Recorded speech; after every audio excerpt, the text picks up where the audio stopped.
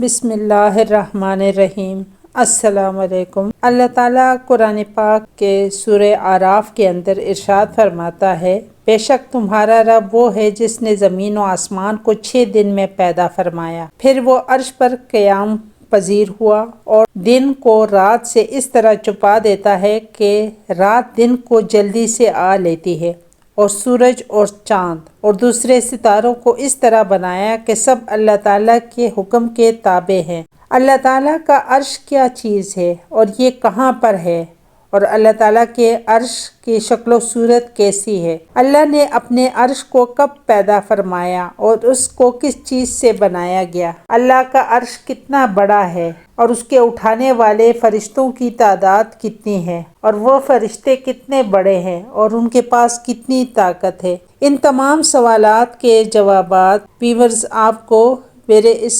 Video میں مل جائیں گے، لیکن ویڈیو کی طرف آگے بڑھنے سے پہلے اگر آپ نے ابھی تک میرے چینل پروڈکٹیو مسلم کو لائک، شیئر اور سبسکرائب نہیں کیا تو جلدی سے کر دیں، جزاک اللہ۔ آج کی اس ویڈیو میں آپ کو عرش الہی کے بارے میں بہت ہی دلچسپ اور پراسرار معلومات فراہم کروں گی، جن کو سن کر آپ کا ایمان تازہ ہو جائے گا۔ جب اس کائنات کے اندر کوئی بھی چیز موجود نہ تھی اور کسی بھی چیز کو اللہ تعالیٰ نے تخلیق نہیں فرمایا تھا، اس وقت صرف اور صرف اللہ تعالیٰ کی ذات وحدہ لا شریک موجود تھی۔ تو اللہ تعالیٰ نے اپنی ذات کے بعد سب سے پہلے جس کو تخلیق فرمایا وہ اللہ کے پیارے حبیب حضرت محمد مصطفیٰ صلی اللہ علیہ وآلہ وسلم کی ہستی تھی۔ انہوں نے حضرت محمد صلی اللہ علیہ وآلہ وسلم کو اپنے نور سے پیدا فرمایا، اس کے بعد کل کائنات کو بنایا گیا۔ اس طرح اللہ تعالیٰ نے سب سے پہلے اپنے حبیب حضرت محمد مصطفیٰ صلی اللہ علیہ وسلم کے نور کو پیدا فرمانے کے بعد جس مخلوق کو پیدا کیا وہ اللہ تعالیٰ کا عرش۔ لہٰذا جس طرح اللہ تعالیٰ کی وحدانیت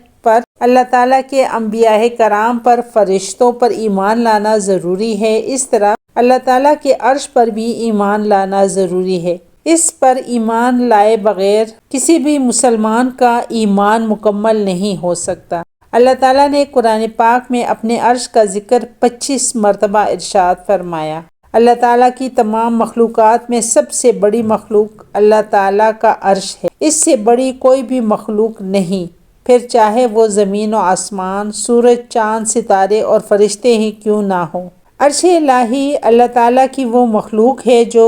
جسامت کے اعتبار سے سب سے زیادہ بڑی ہے، جیسا کہ روایت میں آتا ہے کہ ایک مرتبہ حضرت ابو ذر غفاری رضی اللہ تعالیٰ عنہ نے حضور نبی کریم صلی اللہ علیہ وسلم سے عرش اور کرسی کے بارے میں پوچھا تو حضور صلی اللہ علیہ وسلم نے ارشاد فرمایا کہ اللہ کی کرسی کے مقابلے میں 7 زمین و آسمان ایسے ہیں جیسا کہ ایک بہت بڑے بیابان جنگل کے اندر ایک چھوٹا سا کڑا پڑا ہو، اور اسی طرح اللہ تعالیٰ کا عرش کرسی سے اتنا بڑا ہے جس طرح کہ کرسی زمین و آسمان سے بڑی ہے۔ اللہ کا عرش کتنا بڑا ہے، اس کا اندازہ اس بات سے لگایا جا سکتا ہے کہ اللہ تعالیٰ کے عرش کے سامنے 7 زمین و آسمان اور اللہ تعالیٰ کی کرسی اس طرح ہے جس طرح کہ ایک نقطہ ہو۔ اور ایک دوسری روایت میں ہے کہ حضرت محمد مصطفیٰ صلی اللہ علیہ وآلہ وسلم نے ارشاد فرمایا کہ اللہ تعالیٰ کا عرش اتنا بڑا ہے کہ اس کی حقیقت صرف اللہ تعالیٰ ہی جانتا ہے، اس کے علاوہ کوئی بھی اس کا علم نہیں رکھتا۔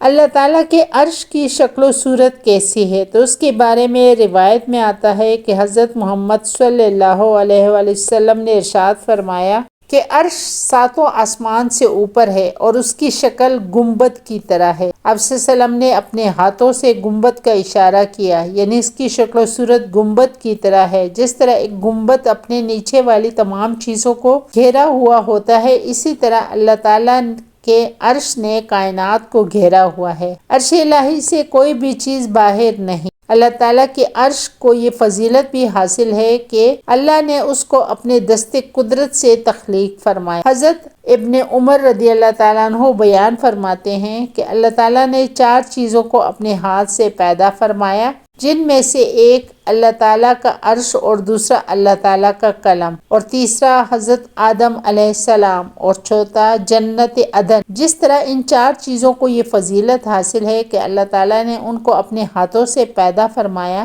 اور باقی تمام مخلوقات کو اللہ تعالیٰ نے لفظ کن سے پیدا فرمایا۔ چنانچہ اللہ تعالیٰ نے حکم فرمایا کن یعنی ہو جا، تو تمام مخلوقات پیدا ہو گئی۔ رب العزت قرآن پاک میں ارشاد فرماتا ہے اس زمین پر جو کچھ بھی ہے وہ فنا ہونے والا ہے، اور تیرا رب اللہ تعالیٰ کی ذات باقی رہنے والی ذات ہے جو صاحب جلال ہے۔ اس کائنات کے اندر جو کچھ بھی ہے وہ ایک نہ ایک دن فنا ضرور ہوگا، اور ہر چیز کو فنا ہونا ہے، لیکن 8 چیزیں ہیں جو کبھی بھی فنا نہیں ہوں گی، جن میں سے ایک اللہ تعالیٰ کا عرش ہے جو کبھی فنا نہیں ہوگا، یہ ہمیشہ ہمیشہ قائم رہے گا۔ اسی طرح اللہ تعالیٰ کے عرش کو یہ خصوصیت حاصل ہے کہ یہ تمام مخلوقات میں سب سے وزنی مخلوق ہے، اس سے زیادہ وزن والی مخلوق اور کوئی نہیں۔ اللہ تعالیٰ کا سب سے خاص قرب حاصل ہے، اس سے کوئی بھی چیز اللہ تعالیٰ کے قریب،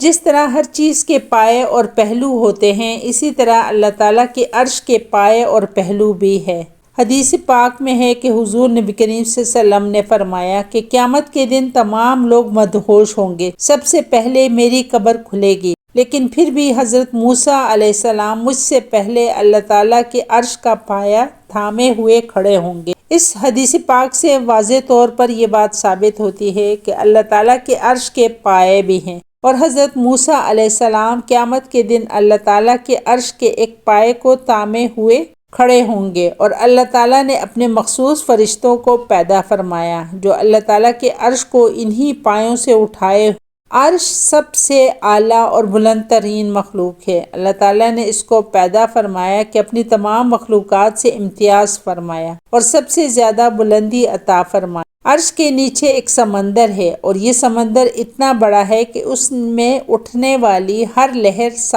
ساتوں زمین و آسمان سے بڑی ہے، اور حضرت علی رضی اللہ تعالیٰ عنہ اور ابن عمر رضی اللہ تعالیٰ عنہ سے روایت ہے کہ قیامت کے دن لوگوں کو ان کی قبروں سے زندہ کیا جائے گا، تو لوگوں کو قبروں سے زندہ کرنے سے پہلے اسی سمندر کے پانی سے 40 دن تک اللہ تعالیٰ ان پر بارش برسائے گا، تو اس کے بعد تمام لوگ اپنی قبروں سے دوبارہ زندہ ہوں۔ اللہ تعالیٰ کی جنتوں میں سب سے افضل جنت جنت الفردوس ہے، اور اللہ تعالیٰ نے اس افضل جنت کی چھت اپنے عرش کو بنایا ہے۔ جنت الفردوس اللہ تعالیٰ کے مقرب ترین بندوں کو حاصل ہوگی۔ نبی کریم صلی اللہ علیہ وسلم نے ارشاد فرمایا کہ جب تم اپنے رب سے جنت مانگو تو جنت الفردوس مانگو، کیونکہ یہ سب سے افضل جنت ہے، اور اس کی چھت رحمان کا عرش ہے۔ اللہ کا عرش سرخ یاقوت سے بنا ہوا ہے، جس کی شکل و صورت انتہائی خوبصورت اور حسین و جمیل ہے، اور یہ اللہ تعالیٰ کی سب سے خوبصورت مخلوق ہے۔ اللہ تعالیٰ کے عرش کو اٹھانے کے لیے اللہ تعالیٰ نے اپنے 4 فرشتوں کی ڈیوٹی لگائی ہوئی ہے، جو کہ اللہ کے عرش کو اٹھائے ہوئے ہیں۔ یہ فرشتے ہر وقت اللہ تبارک و تعالیٰ کی حمد و ثنا بیان کرتے ہیں اور مومنوں کے لیے استغفار پڑھتے ہیں، جیسا کہ اللہ تعالیٰ نے سورہ غافر میں ارشاد فرمایا کہ وہ فرشتے جو اللہ تعالیٰ کا عرش اٹھائے ہوئے ہیں وہ اللہ تعالیٰ کی حمد و ثنا اور پاکی بیان کرتے رہتے ہیں اور مومنوں کے لیے استغفار پڑھتے ہیں۔ اسی طرح اللہ تعالیٰ کے عرش کے ارد گرد بہت سارے فرشتے ہیں جو ہر وقت اللہ تعالیٰ کی حمد و ثنا بیان کرتے رہتے ہیں اور اس کی پاکی بیان کرتے ہیں۔ اللہ تعالیٰ نے قرآن پاک میں ارشاد فرمایا کہ تو دیکھے گا کہ عرش کے ارد گرد گھیرا ڈالے ہوئے فرشتے اللہ تعالیٰ کی پاکی بیان کرتے ہیں اور اس کی تسبیح پڑھتے ہیں۔ اللہ تعالیٰ کا عرش اٹھانے والے فرشتے اتنے بڑے ہیں کہ اگر 7 سمندروں کا پانی کے انگوٹھے کے ناخن میں رکھ دیا جائے تو ایک قطرہ بھی نیچے گرے، جیسا کہ ان فرشتوں کے متعلق حضور نبی کریم صلی اللہ علیہ وسلم نے ارشاد فرمایا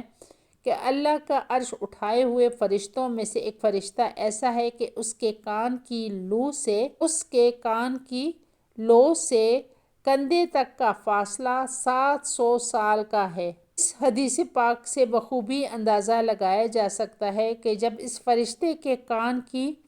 دو سے کندھے تک کا فاصلہ اتنا زیادہ ہے تو یہ فرشتہ خود کتنا بڑا ہوگا، اور جب یہ فرشتہ اتنا بڑا ہے تو اللہ کا عرش کتنا بڑا ہوگا۔ اس کو 4 فرشتے اٹھائے ہوئے ہیں۔ اللہ تعالیٰ کی پاکیزہ ذات وہ ذات ہے جو سمجھ سے بالا تر ہے۔ جب اللہ تعالیٰ کا عرش اتنا بڑا ہے تو اللہ تعالیٰ کی ذات کتنی بڑی ہوگی، یہ اللہ تعالیٰ ہی جانتا ہے۔ اللہ تعالیٰ سے دعا ہے کہ وہ ہمیں اپنی حمد ثنا بیان کرنے کی توفیق عطا فرمائے اور ہمارے گناہوں کو بخش دے۔